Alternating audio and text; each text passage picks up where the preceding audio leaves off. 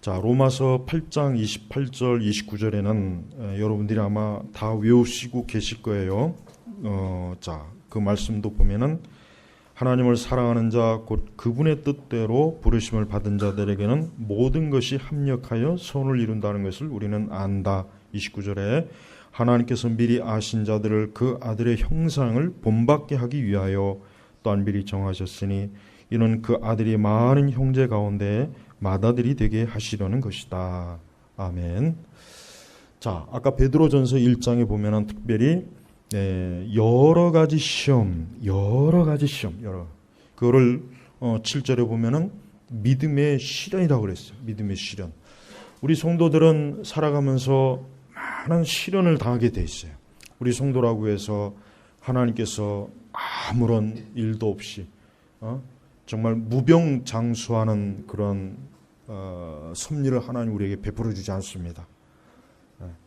우리 성도들도 역시 동일하게 때때로 하나님 믿지 않는 불신자들과 어떻게 보면 다를 바 없이 어떤 여러 가지 어려움이나 아픔이나 고통이나 시련이나 괴로움 당하는 이런 일들이 많이 일어나요. 그래서 성경에도 분명히 너희는 여러 가지 시험 때문에, 여기서 여러 가지라고 하는 것은 무수하게 많은 거예요. 굉장히 많은 거예요. 그러니까 이 여러 가지 시험 때문에 잠깐 근심하게 되었으나 이제 크게 기뻐하니 이는 너희 믿음의 시련이, 그러니까 이걸 결국 성경에서 뭐라 그랬습니까? 믿음의 시련이에요. 그러니까 우리 신자들은 자기에게 일어나는 어떤 일, 즉 우리가 좋은 일은 괜찮죠. 뭐 좋은 일, 뭐 복권이 당첨됐다, 뭐 갑자기 집이 막 생겼다, 뭐 건물을 누가 뭐 내가 알지 못하는 친척이 막 거액의 유산을 줬다, 뭐 이런 건 믿음의 시련일 수가 없어요. 뭐 그런 시련은 뭐 매일 생겨도 좋으니까. 그렇지만 우리 성도들도 믿음의 시련이 많아요. 사업이 실패하고, 몸이 아프고, 또 가정에 어려움이 생기고, 또 뭐 개인적으로 아픔이 있고, 우리에게도 시험이 얼마나 많습니까? 근데 그것을 단순히 성경을 하나님께서는 이런 것들을 어떻게 바라보느냐? 여러 가지 이 시험, 이 믿음의 시련이 결국 뭐냐면 불로 단련하지만 결국 없어지고 마는 금보다 더 귀하여 예수 그리스도께서 나타나실 때임과 칭찬과 영광과 존귀를 얻게 하려는 것이다. 그러니까 성도에게 있어서 어떤 시련은 목적이 있는 거예요. 목적이 뭐냐? 궁극적으로 성경에서 말하는 목적은 예수 그리스도께서 오실 때 어때요? 칭찬과 영광과 존귀를 얻게 하려는 거예요. 그러니까 우리는 이제 시련에 대해서 좀 더 다른 관점을 가져야 됩니다. 우리는 시련을 통해서 이 시련은 목적이 있다. 이 시련은 분명한 이유가 있다. 하나님께서 내게 준 시련은 분명히 어떤 선한 뜻을 이루기 위한 하나님의 뜻이 있다. 이렇게 알아야 됩니다. 그래서 로마서는 좀 더 구체적으로 뭐라고 했냐면 29절에 하나님께서 미리 아신 자들 그 아들의 형상을 본받게 하기 위하여. 대체로 우리는 로마서 8장 28절을 설교집을 제가 쭉 읽어보면은 그냥 꼭 부적같이 여기는 거예요. 부적. 그냥 모든 게 합력하여 서로는 이러니까 걱정하지 마, 근심하지 마, 괜찮아.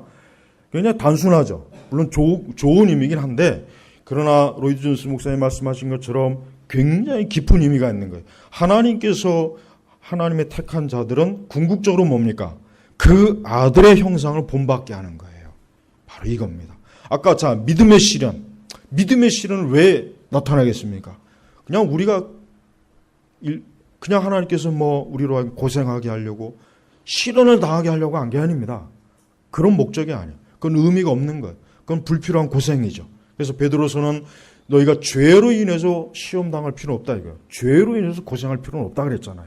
그런 거 아주 불필요한 거거든요. 그러나 이 믿음의 시련은 결국은 뭔가 우리로 하여금 하나님의 아들의 형상을 본받게 하기 위한 목적이에요. 그래서 여러분, 우리에게 어떤 여러 가지 시련이 오면은, 시험이 오면은, 그래, 이걸 통해서 하나님께서 결국은 나를 그 사랑하시는 하나님의 아들 그리스도 예수님의 형상을 본받게 하기 위해서 하는구나. 결국은 왜 합력하여 선을 이루는 이유 목적이 뭐냐면 그 합력하여 선을 이루는 과정이 어때요? 그 과정이 사실은 고통이에요. 힘들어요. 여러분, 그 진주가 그 탄생하는 거 잘 아시죠? 그 진주가 그 조개에서 탄생하는 건 그 진주, 그 조개로서는 그 진주가 탄생하는 게 뭡니까? 그 모래가 하나 그 스며들어 가지고 그 모래를 어떻게든지 막 그 조개가 막 그걸 어떻게든 처리하려고 막 진액을 뽑을 때 그 진주가 형성이 된다 그러잖아요. 근데 그 진주가 굉장히 아름답지 않습니까? 그 천연 진주가. 그러니까 그렇게 아름다운 진주가 그냥 저절로 그냥 알아서 뚝 생기면 좋은데 조개 입장에서는 엄청나게 고통스러운 거예요. 엄청나게 진액을 그 조개가 쏟아내는 그 과정 속에서 그 진주라고 하는 아주 그 영롱한 아름다운 그게 생기는 겁니다. 마찬가지예요. 이 믿음의 실현이라고 하는 건 결국 뭐예요? 우리를 그리스도의 형상을 닮게 하는 겁니다. 그리스도의 형상을 닮게 해요. 여러분 어릴 때 그 시골에서 보면은 제가 이제 냇가에서 이렇게 보면은 그 냇가에 있는 돌이 어때요? 다 반질반질해요. 반질반질. 아주 정말 반질반질해요. 근데 그 돌이 뭐 처음부터 반질반질했겠어요? 아니죠. 오랜 시간 동안 그 물길에 그 다음에 여러 모래 뭐 잡다 깎인 거예요. 깎여서 말 그대로 아주 반질반질한 그 돌이 되는 거예요. 돌이 되는 거예요. 그냥 처음부터 알아서 반질반질한 돌이 되는 게 아니라 무수한 시간과 세월 속에서 어때요? 그 돌이 깎이고 풍화 작용을 통해서 돌이 반질반질하게 되는 거예요. 하나님께서는요, 우리가 구원받고 하나님의 자녀가 되었을 때 즉시 천국으로 우리를 불러주실 수 있습니다. 예, 그건 어려운 게 아니에요. 아니 심지어 엘리야처럼 에녹처럼 우리를 하나님께서 그냥 죽음을 맛보지 않고 하나님께서 하늘로 올릴 수 있어요. 하나님께서 그걸 못하시는 건 아닙니다. 그러나 하나님께서는 그러한 것보다는 하나님의 자녀들이 이 땅에서 믿음의 실현을 통해서 그리스도의 형상을 본받게 하려고 하는 이 목적이 있는 거예요. 이 목적이 있는 거예요. 그래서 여러분 우리는 이제 앞으로 우리에게 다가오는 어려움과 시련이 왔을 때 이것은 오늘 아까 베드로전서 1장 7절처럼 너희 믿음의 시련이 불로 단련하지만 단련하는 거예요. 단련. 왜 단련하느냐? 우리를 그리스도의 형상으로 계속해서 빚는 거예요. 빚는 거. 근데 그 과정이 그렇게 좋은 과정을 통해서라기보단 어려움을 통해서, 시련을 통해서, 질병을 통해서, 고통을 통해서, 아픔을 통해서 이게 계속해서 어때요? 이게 연단이 돼서 우리로 하여금 그리스도의 형상을 닮게 하는 것입니다. 그럼 그리스도의 형상을 닮다는 것은 뭐겠습니까? 그 아들의 형상을 본받게 한다는 게 그럼 뭘 얘기하겠습니까? 이것은 뭡니까? 우리를 그리스도와 같은 성품, 그리스도와 같은 인격, 그리스도와 같은 마음을 가진 사람으로 우리를 어떻게 빚는 과정이에요. 빚는 과정. 그러니까 이게 하루아침에 되는 게 아니죠. 하루아침에 1, 2년 했다고 해서 될 것 같으면 얼마나 좋겠어요. 오랜 시간이 걸리는 거예요. 오랜 시간. 이 시간 속에서 어때요? 우리는 어느덧 나도 모르는 사이에 그리스도의 형상으로 그리스도를 닮아가고 그리스도의 인격과 그분의 성품과 그분의 존귀하심과 그분의 아름다운 사람으로 내가 바뀌어지는 거예요. 하나님은 그런 사람을 어때요? 천국으로 그리스도의 신부로 세워주는 것이에요. 그러니까 여러분 우리는 이 믿음의 실현이라는 게 없으면 사실 안 되는 겁니다. 엄밀히 얘기하면 없으면 안 되는 거예요. 있어야 됩니다. 그래야 뭡니까? 그래야 예수 그리스도께서 나타나실 때 칭찬과 영광과 존귀를 얻게 하려는 것이다. 그러니까 우리 초대교회 성도들도 이러한 믿음의 시련을 굉장히 많이 겪었어요. 아니 우리는 뭐 거기에 비하면 아무것도 아니죠. 정말 불같은 시련을 겪었죠. 굶어 죽고 매를 맞고 감옥에 갇히고 채찍에 맞고 십자가에 달리고 얼마나 많은 이 고통과 시련을 당했습니까? 그게 다 뭡니까? 그게 다 믿음의 시련이에요. 그게 다 뭡니까? 그 아들의 형상을 본받게 하기 위한 하나님의 계획이요, 하나님의 훈련이요, 하나님의 뜻인 거예요. 그래서 우리 성도는 단순히 이 세상을 비관적으로 생각하면 안 돼요. 단순히 우리는 이 세상을 이 세상은 못 살 것이야. 이 세상은 나쁜 것이야. 죄악된 것이야. 우리는 그런 식으로만 보지 말고 이 세상은 우리 하나님의 자녀들을 하나님께서 어때요? 정금과 같이 만들려고 만들어온 용광로예요. 용광로입니다. 그래서 그 용광로에서 불순물을 계속 뽑는 거예요. 불순물을 뽑아서 정말 순금 99.9% 그 이상 가는 순금으로 만들어서 우리를 그리스도의 신부로 어울리는 사람으로 우리를 계속 다듬어가는 과정이에요. 이게 바로 뭡니까? 시련을 바라보는 우리 성도들의 모습이 우리의 입장입니다. 우리의 관점이에요. 자, 그렇다면 그 아들의 형상을 어떻게 본받으면 그 아들의 형상이 뭡니까? 우리는 성령의 9가지 열매가 바로 뭡니까? 그 아들의 형상이에요. 성령의 9가지 열매가 바로 뭡니까? 그 아들의 형상을 본받는 것입니다. 그래서 우리 예수님은 어떻습니까? 예수님은 사랑이 많으신 분이에요. 예수님은 사랑이 많으십니다. 우리가 딱 복음서 읽어보면 알겠지만 예수님은 죄인들을 사랑하시고 궁일이 여기시고 예수님은 천대받고 멸시받은 죄인들을 하나님께서는 어때요? 감싸주시는 분이에요. 그들을 내치지 않습니다. 그들을 죄인이라고 해서 천하다고 해서 그들을 정죄하거나 미워하는 것이 아니라 어때요? 그들을 사랑해 주시는 분이에요. 그래서 세리나 창녀나 강도나 도둑이나 하나님의 사랑, 그 그리스도의 사랑으로 어떻게 해요? 그리스도에게 나오지 않습니까? 바로 이겁니다. 이게 바로 뭡니까? 그 아들의 형상이에요. 제일 첫 번째가 사랑입니다. 두 번째는 뭡니까? 희락. 예수님이 기뻐하셨어요. 예수님이 기뻐하십니다. 나는 그 개인적으로 볼 때 저는 예수님 믿는다고 해서 막 얼굴이 막 너무 그러니까 얼굴이 막 그냥 심각하고 항상 어둡고 늘 뭔가 모르게 이 그 외골수적인 종교적인 모습을 나타내는 거 아주 싫어해요. 그건 잘못된 거예요. 예수 믿는 사람은 밝아야 돼요. 기쁨이 있어야 돼요. 잘 먹고 마시고 모든 삶이 어때요? 즐거움 있는 거예요. 이게 정상이에요. 우중충 해가지고 그냥 얼굴이 거의 반은 죽은 시체가 돼가지고 항상 금식하고 그건 좋은 게 아니에요. 그걸 경건하다고 생각하면 안 됩니다. 그래서 우리 로마 카톨릭의 수도원 제도가 왜 잘못됐느냐? 그거는 성경에서 전혀 말하지 않는 잘못된 비성경적인 겁니다. 오히려 우리는 평범하게 우리는 모든 삶을 기뻐할 줄 알아야 돼. 즐거워할 줄 알아야 돼요.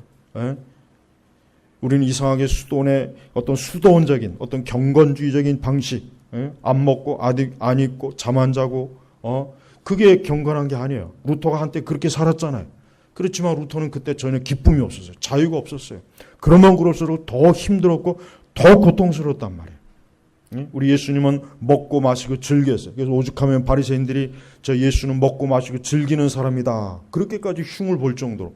그러니까 예수님은 하나님의 아들이라고 해서 얼굴이 음산하고 검은 옷을 입고 얼굴이 음침해가지고 맨날 뭐 그냥 적은 음식만 가지고 뼈가 앙상해가지고 휘청휘청 그런 사람이 아닙니다.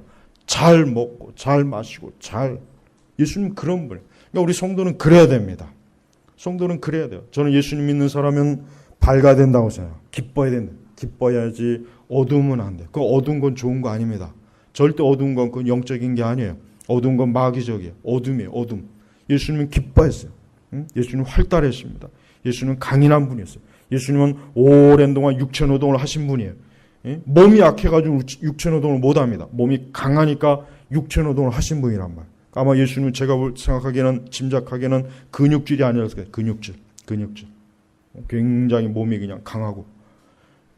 여러분 예수님께서 그 십자가에서 골고다 언덕에서 그 엄청난 그 매를 맞고서도 그 십자가의 무거운 그 나무통을 하나 지고 간 거 그거 보통 그냥 되는 게 아니에요. 그 매는 잘못 맞으면 거의 다 죽어요. 십자가 근처에도 못 가서 다 죽습니다. 그만큼 혹독해요. 한번 채찍으로 내리칠 때마다 뼈가 다 드러나죠. 생선뼈로 돼 있기 때문에 긁는다면 긁는. 여러분 그 집에 주방에 보면은 무 이렇게 무채하는 거 있죠. 무채하는 거. 그거 오늘 집에 가서 한번 해보세요. 집에 가서 한번 해보세요. 그거라고 생각하면 돼요. 아니 그보다 더 혹독해요. 이 채찍이 생선뼈가 달려가지고 한번 내리칠 때마다 살점이 뚝뚝 다 떨어집니다. 예수님이 강인한 육체니까 그렇게 매를 맞고도 견디고 십자가를 지고 물론 중간에 그 누구죠? 그 얼굴 시커먼 사람 에디오피아인이죠. 대신 십자가 짐을 지게 했잖아요. 그러니까 그 정도까지 갈 정도로 그래도 예수님 몸이 강건한 거예요. 그러니까 예수님 활달해요. 여러분 절대 음산하고 음침하고 어두운 걸 좋아하지 마세요. 예수 믿는 사람 그러면 안 돼요. 그런 기진이나 성품이 있으면은 그걸 빨리 바꿔달라고 좀 하셔야 돼요. 밝고 기쁘고. 그러니까 그리스도인은 근본적으로 기쁩니다. 밝아요. 어둠에 기독교가 제대로 들어가면 어둠은 정말 사라집니다. 우울함이 사라지는 거예요. 그래서 예수님은 항상 희락, 기쁨이 넘쳐서요. 하나님으로 인한 기쁨, 천국으로 인한 기쁨, 무엇보다도 그리스도의 구속을 통해서 구원받을 자들을 향한 기쁨, 이 기쁨이 넘치는 거예요. 그래서 잃어버린 어린 양을 찾아오는 그 기쁨, 그 비유도 예수님이 말씀하셨잖아요. 그러니까 예수님은 기쁨이에요. 기쁨. 그러니까 절대 우리 마음속에 어둠이, 우울함이 들어오게 허용하지 마세요. 저는 그 우울함은 반드시 마귀의 역사가 있다고 생각합니다. 그 우울함은 반드시 마귀의 역사가 있어요. 마귀의 역사가 없이는 우울함이 제대로 이루어지질 않습니다. 반드시 마귀가 거기 끼어들어요. 그래서 우리는 참된 기쁨, 희락이 희락. 또한 예수님은 화평.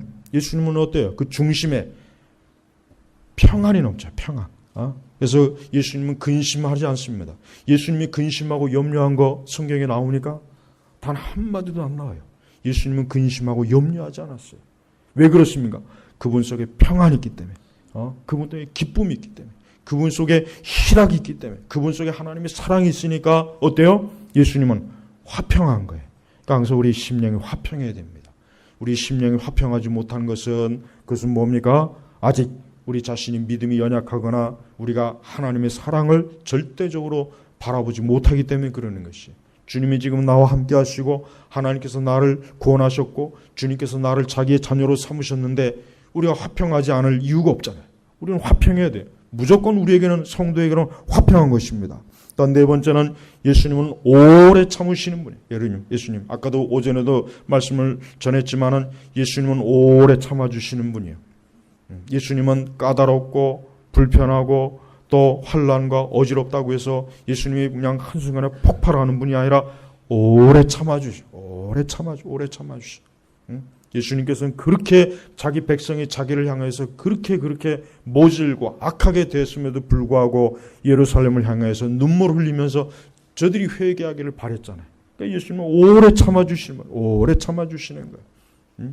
바울도 그렇게 예수님을 핍박하고 믿는 사람들을 잡아다가 포악한 짓을 했지만 예수님께서 오래 참아주셨다가 바울을 하나님의 일꾼으로 부르는 거 보십시오.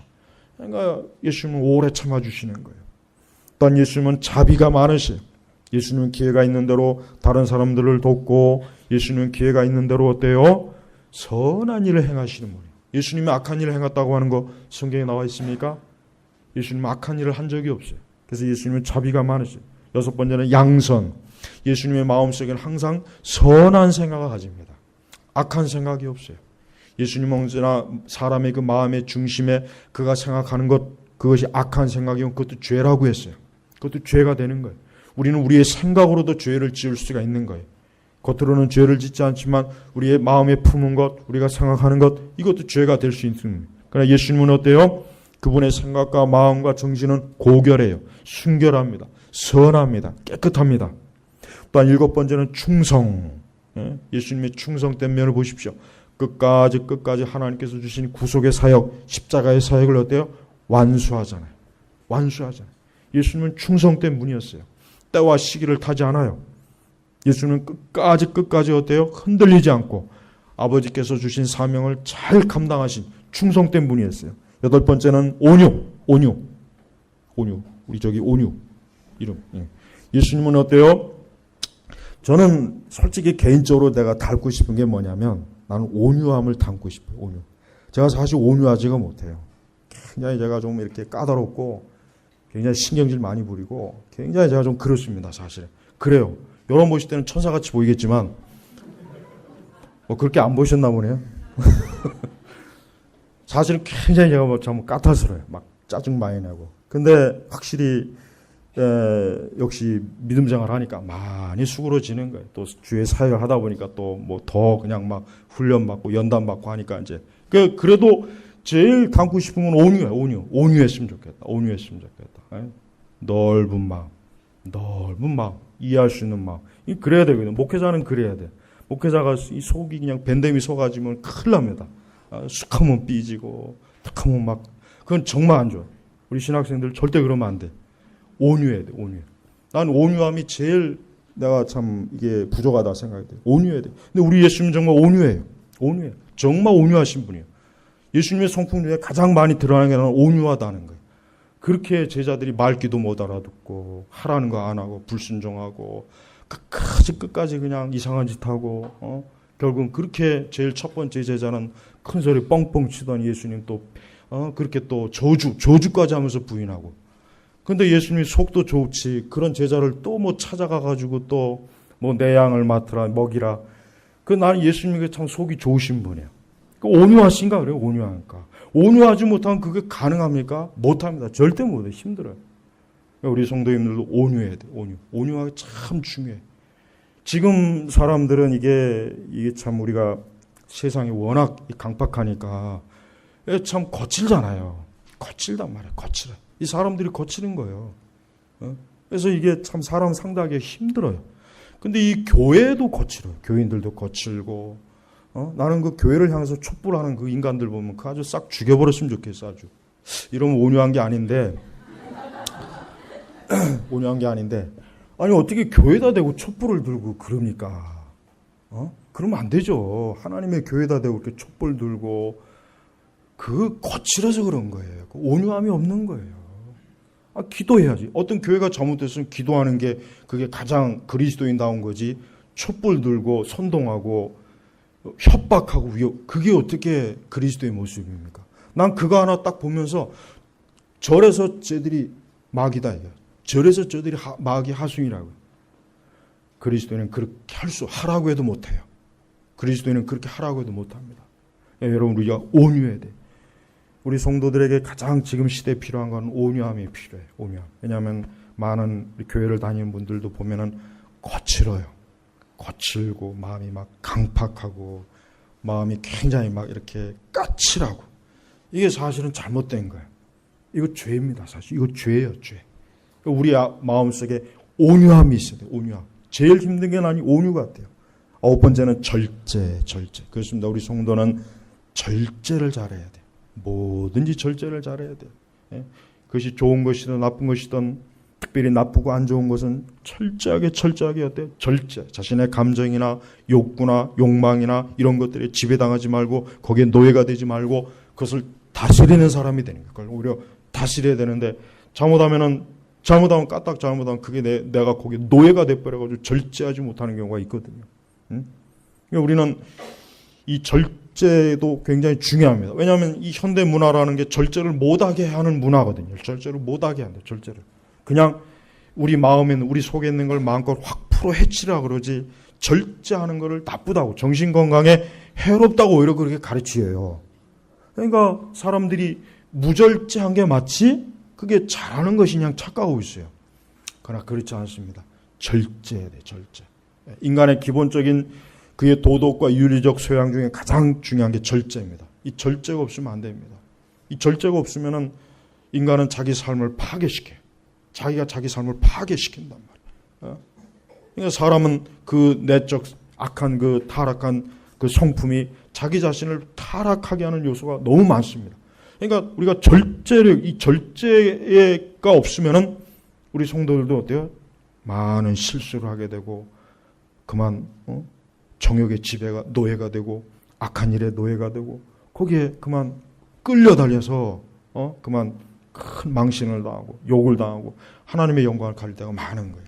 자, 우리가 그 아들의 형상이라는 게 바로 이거예요. 사랑, 희락, 화평, 오래 참음, 자비, 양선, 충성, 온유, 절제. 이게 바로 뭡니까? 이게 하나님께서 우리에게 실현을 주는 목적이 뭐냐면 우리로 하여금 이러한 성품과 인격, 그리스도께서 가지고 계신 이러한 것들을 우리가 어때요? 갖게 하기 위한 거예요. 이러한 것들을 갖게 하기 위하니까 여러 가지 시험이나 믿음의 시련이 어때요? 아픈 거예요. 힘든 거라고요. 쉽지가 않아요. 여러분, 우리가 어떤 믿음의 시련이나 여러 가지 시련을 당하면 하나님께서 나를 빚고 계시는구나. 그 아들의 형상으로 지금 빚는구나. 내 모난 부분을 깎는구나. 내 잘못된 것을 지금 하나님 고치시는 중이구나. 우리 이신영 성도가 엄청난 이 중상을 입었어요. 여기 그냥 부러져갖고 여기가 이 새끼손가락 진짜 중상이에요, 중상. 오죽하면 카톡에도 이게 있더라고, 사진이. 프로필 사진에. 근데 이거 뼈를 맞추려니까 어때요? 엄청 아프잖아요. 저 이제까지 한 번도 뼈가 불어본 적이 없어서 모르겠지만은 이 뼈를 맞추는 게 이게 굉장히 힘든 거예요. 만약에 뭐 다리나 이 어깨 탈골됐으면 그냥 이거를 맞추는 게 보통 힘든 게 아니에요. 엄청나게 아파요. 바르게 맞춰야 되니까 뼈를 맞추는 게. 그래요. 하나님께서는 인간의 타락한 본성, 우리가 비록 그리스도인이요 성도라고 할지라도 우리는 너무나 뒤틀린 게 많아요. 너무나 뒤틀린 게 많고 잘못된 성품, 좋지 않은 우리의 모든 기질 이런 것들이 막 뒤틀린 거예요. 그러니까 하나님께서 뭐 어떻게 합니까? 시련으로 맞추는 거예요. 맞추는 거예요. 뼈 맞추듯이 끼워 맞추는 거예요. 그러니까 그 과정 속에서 우리가 당연히 힘들죠. 그러나 그런 과정을 통해서 우리가 어때요? 온전한 그 아들의 형상을 본받게 하는 거예요. 본받게 하는 거예요. 그 아들의 형상을 본받게 하는 거예요. 그러니까 우리가 하나님께서 나에게 시련을 줬을 때 하나님 지금 뼈를 맞추고 계시는구나. 예수 그리스도의 형상을 본받게 하기 위해서 지금 나를 맞춰주시는구나. 그게 오래 가지는 않습니다. 그게 영원히 가는 게 아니에요. 잠깐이에요. 그러나 그걸 통해서 어때요? 우리가 하나님 기뻐하는 사람으로 어때요? 우리가 계속해서 변화되는 거예요. 우리 각 사람은 하나님이 정해진 길이 다 달라요. 다 다릅니다. 동일하지는 않습니다. 다 달라요. 그러나 한 가지 분명한 것은 예수 그리스도를 믿는 사람은 적어도 누구를 할 것 없이 믿음의 시련을 다 겪게 돼 있어요. 다 겪게 돼 있어요. 그 사람에게만 있는 믿음의 시련을 하나님 겪게 하시는 거예요. 그러니까 왜 나만 그러냐는 생각하지 마세요. 왜 나만 이렇게 힘들까? 다른 사람은 다 행복하고 다른 사람도 별 문제 없는 것 같은데 왜 나만 이렇게 시련이 있을까? 그런 생각하지 마십시오. 다 있어요. 말을 안 해서 그렇지. 누구나 다 자기만의 시련이 있고 고생스러운 것이 있고 힘든 게 있고 고통스럽게 있는 거예요. 하나님은 그걸 맞추시는 거예요. 그걸 맞춰서 온전한 그리스도의 형상, 아들의 형상, 하나님의 자녀로 삼으셔서 그리스도의 신부로 하나님이 꾸며주시고 다듬어주시고 계속 그게 언제까지요? 평생 걸치는 거예요. 천국에 가는 그날까지 하나님께서는 우리를 위한 그러한 연단과 훈련과 시험과 시련을 계속해서 하나님 주시는 거예요. 그래야 하나님의 자녀로 온전하게 사는 거예요. 그래야 하나님의 자녀다워지는 거예요. 이게 없으면 안 돼요. 이게 없으면 안 되는 거예요. 이게 없으면은 그는 사생아요. 마귀의 자녀예요. 마귀의 자녀는 하나님 내버려 둬요. 그들은 자기 자신을 멸망시키고 파괴시킬 짓을 해도 하나님 내버려 둬요. 넌 그거로 멸망하는 거야. 넌 그거로. 하지만 하나님께서는 뭡니까? 하나님께서는 28절에 곧 그분의 뜻대로 부르심을 받은 자들, 그분의 뜻대로 불렀어요. 하나님의 뜻대로 우리를 부른 거예요. 선택한 거예요. 근데 하나님께서 우리를 선택하고 불렀을 때 어떻습니까? 이젠 거기에는 그 아들의 형상을 본받게 하기 위해서는 어떤 과정이 필요하냐? 믿음의 시련, 여러 가지 시련을 이제는 어때요? 하나님께서 거기다 끼워 넣는 거예요. 그러니까 앞으로 어떤 시련이나 믿음의 시련이 있을 때 절대 낭망하지 마세요. 절대 근심하지 말고 절대 그것 때문에 괴로워하지 마세요. 신세한탄도 하지 말고 왜 나는 이래? 왜 내 인생은 이럴까? 왜 내 인생이 이렇게 꼬일까? 왜 나는 뭐 이럴까? 그런 생각을 일치하지 말고 하나님께서 나를 그 아들의 형상으로 어때요? 지금 맞춰가는 거예요. 맞춰간다고. 그러니까 오히려 더 기뻐해야죠. 오히려 기뻐요. 그래서 6절에 보니까 베드로전서요. 1장 6절에 보니까 그러므로 너희는 여러 가지 시험 때문에 잠깐 근심하게 되었으나 이제 크게 기뻐하니. 슬퍼하니가 아니에요. 염려하지도 아니고 두려움도 아니고 크게 기뻐하니. 초대교회 성도들은 잘 아는 거예요. 초대교회 성도들은 자기에게 오는 시련과 여러 가지 이런 것들이 이게 다 예수 그리스도께서 나타나실 때 영광과 존귀를 얻게 칭찬을 얻게 하려고 하는 요소가 된다는 걸 알았기 때문에 그들은 기뻐하는 거예요. 그러니까 베드로 사도가 칭찬한 거예요. 칭찬한 거란 말이에요. 베드로전서 1장 1절에 보면 예수 그리스도의 사도 베드로는 본도, 갈라디아, 갑바도기아, 아시아, 비두니아 흩어져 있는 나그네, 이들이 누굽니까? 교회, 성도란 말이에요. 그러니까 그 소아시아 지역에 있는 그 많은 그리스도인들이 어때요? 지금 여러 가지 시험과 믿음의 시련을 겪고 있어요. 근데 그들이 그 때문에 슬퍼하거나 두려워하거나 울거나 신사한탄하는 것이 아니라 자기 연민에 빠진 것이 아니라 기뻐하고 있는 거예요. 우리도 초대교회 성도들을 본받아야 됩니다. 우리도 기뻐해야 됩니다. 여러 가지 시련이 있으면 기뻐해요. 오히려 믿음이 강한 사람은 시련이 가면 강할수록 더 기뻐합니다. 더 기뻐. 시련이 강할수록 더 고난이 있을수록 더 크게 기뻐하는 거예요. 그게 믿음 있는 사람의 특징이에요. 우리는 우리에게 주어진 시험이나 연단이나 시련을 절대 그걸 비관적으로 보거나 슬퍼하거나 그거를 잘못된 관점으로 보지 말고 오히려 이 성경의 말씀처럼 이제 크게 기뻐하니. 예수 그리스도께서 나타나실 때 칭찬과 영광과 존귀를 얻게 하라는 것이다. 이게 바로 뭡니까? 하나님의 자녀된 증거예요, 증거. 하지만 사생아에겐 이게 없어요.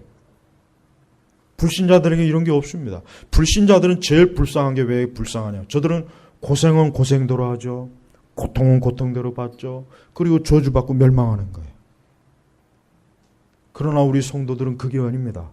우리는 하나님이 절대로 우리에게 저주를 내지 않습니다. 왜? 모든 저주는 예수님이 십자가에서 내 대신 받았어요. 그분이 대속주예요.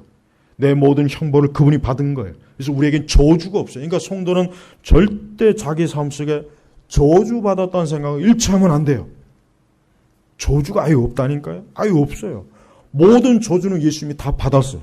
내가 받아야 할 저주를 예수님이 다 받았다고요. 그분이 십자가에서 남김없이 그 예수님이 다 이루은 거예요.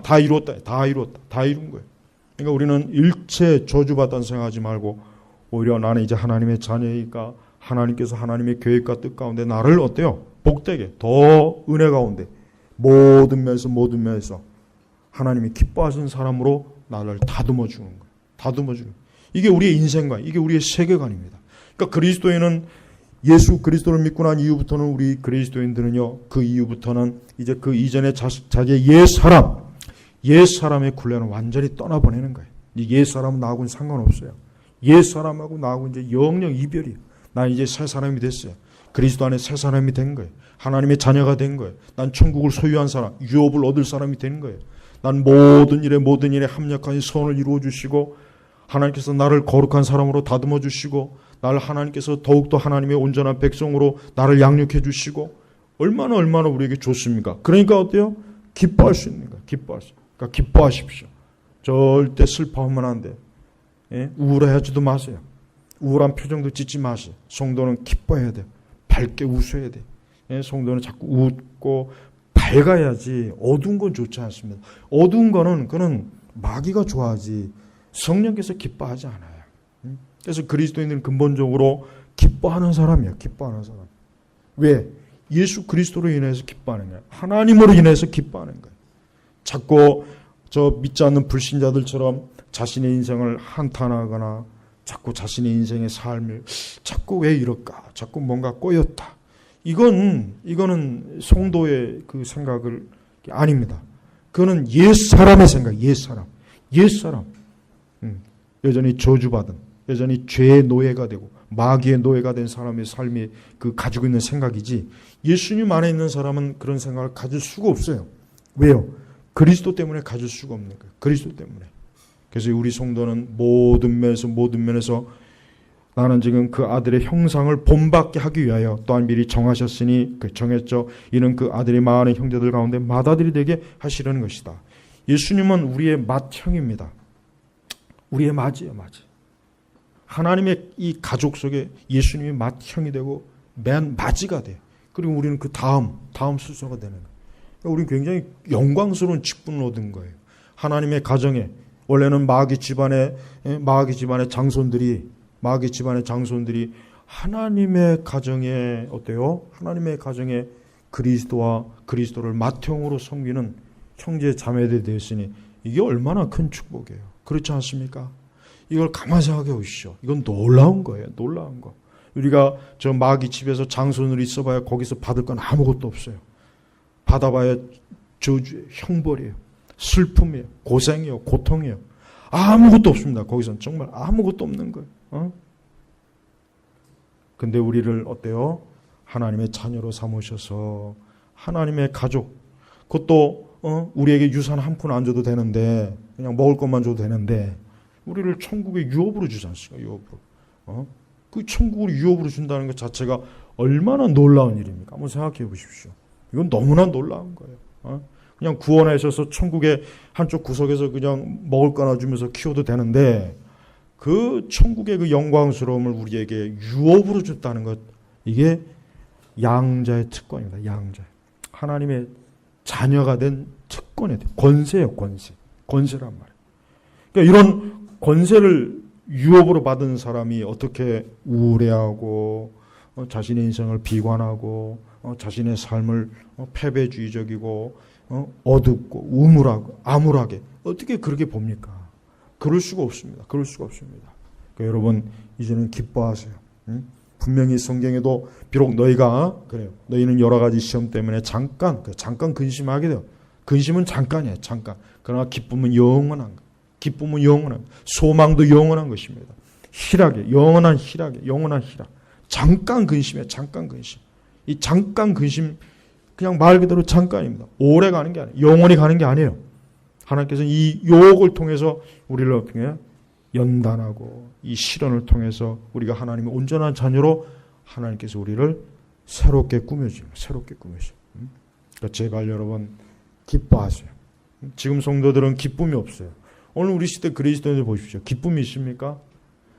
어떤 믿지 않는 사람들과 동일한 인생관을 가지고 사는 사람들이 너무 많아요. 믿지 않는 인생 그 사람들과 동일한 인생관, 세계관을 가지고 있어요. 비관적이고 암울하고 소망이 없고 기쁨도 없고 그냥 무기력해요. 무기력하고 계속 침체에 빠져 있고. 그 왜 그러냐? 그 이유가 뭐겠습니까? 그건 그리스도와 친밀하지 않아서 그런 거예요. 그리스도와 친밀하지 않으니까 결국 그것밖에 없는 거예요. 여러분이 그리스도를 더 가까이 하고 그분을 더 아까 얘기한 것처럼 그 아들의 형상을 본받으면 본받을수록 여러분은 어때요? 여러분 안에 하나님이 주시는 기쁨이 넘쳐요. 소망이 넘칩니다. 그래서 여러분들은 다른 차원에, 우리 성도는 다른 차원에 있는 거예요. 비록 이 땅에 있다고 해도 우리 성도는 다른 차원에서 지금 살아가는 거예요. 하나님께서 우리를 별도로 하나님의 자녀이기 때문에 하나님의 자녀의 세계에서만 우리가 살아가도록 하였습니다. 저 불신자들의 곳은 우리가 살 곳이 아니에요. 저들은 애굽이지만 우리는 가나안이에요. 우리는 적과 꿀이는 가나안에 지금 있는 거예요. 우리는 영원히 그 땅을 유업으로 받습니다. 그러니까 기뻐하고 시련이 와도 기뻐하세요. 자꾸 기뻐하세요. 자꾸 기뻐해야지 우울해하지 마세요. 성도는 우울한 건 성도하고는 안 어울립니다. 그건 마귀하고 어울리는 거예요. 마귀의 백성이나 마귀의 자녀에게 어울리는 것이 성도는 우울함이라는 게 있으면 안 돼요. 기뻐하시고 즐거워하시고 기뻐하라. 그래서 성경에서도 우리가 기뻐하라는 건 명령이에요. 명령이랍니다. 왜? 기뻐할 수밖에 없으니까. 모든 죄의 짐은 다 주님이 지셨어요. 그래서 수고하고 무거운 짐진 자들아 다 내게 오라 그랬잖아요. 다 내게 오라. 그건 사실 모든 사람들을 향한 그리스도의 초청입니다. 그런데 어떤 사람은 그 말씀을 믿고 주님께로 가는 사람이 있는가 하면 어떤 사람은 그 말씀을 믿지 않고 끝끝내 안 가요. 끝끝내 안 가서 결국 자기 짐에 눌려서 죽는 사람 대부분의 인생들이 다 보니까 그런 것 같아요. 그러나 우리 성도는 아니에요.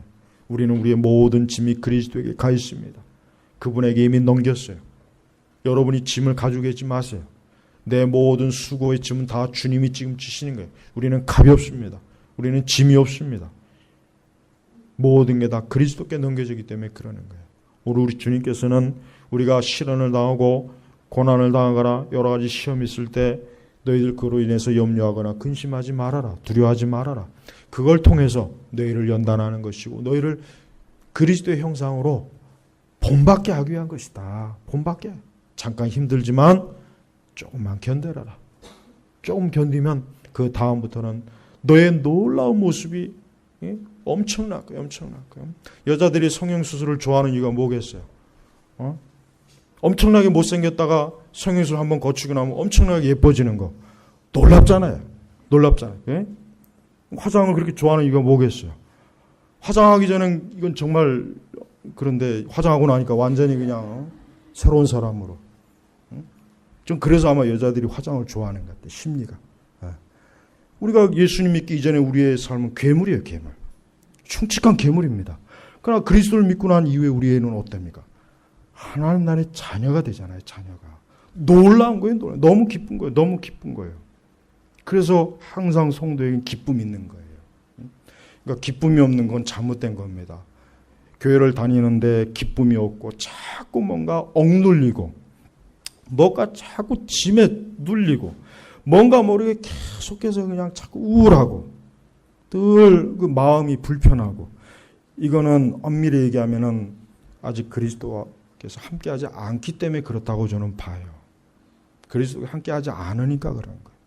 그러니까 그런 분들은 예수님을 좀 진지하게 다시 한번 붙잡으십시오. 예수님을 붙잡으셔야 돼요. 그리스도를 붙잡아야 삽니다. 그리스도를 붙잡지 않으면 죽어요. 멸망해요. 끔찍한 거예요. 그래서 그리스도 안에 들어온 사람은 어떤 일이 있어도 뭡니까? 그런 칭찬과 영광과 존귀를 얻게 하려는 하나님의 인생 계획으로 하나님이 다 지금 이끌고 가시는 거예요. 그러니까 우리는 염려하지 마시고 두려워하지 마시고 우울해하지 마시고 기뻐하세요. 자꾸 기뻐하고 자꾸 기뻐할 때 주의 성령께서 우리 속에서 역사합니다. 그러니까 이제부터라도 믿음으로 나는 하나님의 자녀요, 나는 그리스도의 형상을 본받는 자로 우리 주님이 나를 세우셨다. 이 믿음을 갖고 있으면은 나머지는 다 자동적으로 따라오게 되는 것입니다. 우리 제네바 교회 성도 여러분, 오늘 이 그리스도를 담는 그 아들의 형상을 본받는 것, 사랑, 희랑, 화평, 오래 참음, 자비, 양선, 충성, 온유, 절제, 하나님은 계속해서 이것을 우리에게 이루어 주시는 거예요. 지금 우리 과정 속에 있어요.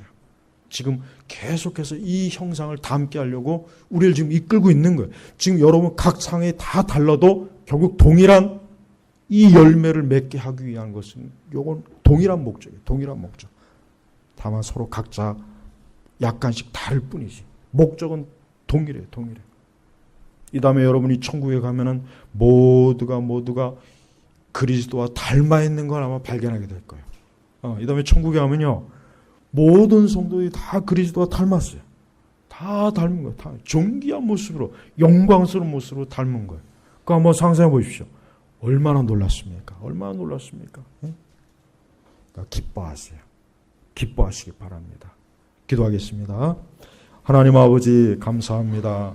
오늘 이 시간에도 우리에게 주신 그 모든 일들, 결국은 그 아들의 형상을 본받게 하기 위한 하나님의 거룩하시고 영광스러운 목적이라는 것을 말씀을 통해서 듣고 배웠습니다. 오늘 이 들은 말씀을 우리 성도들의 심령에 깊이 좋은 씨앗, 좋은 밭으로 뿌려져서 많은 좋은 열매를 맺도록, 그리스도의 거룩한 형상을 담는 열매를 맺도록 축복해 주옵소서. 예수님의 이름으로 기도 올렸습니다. 아멘.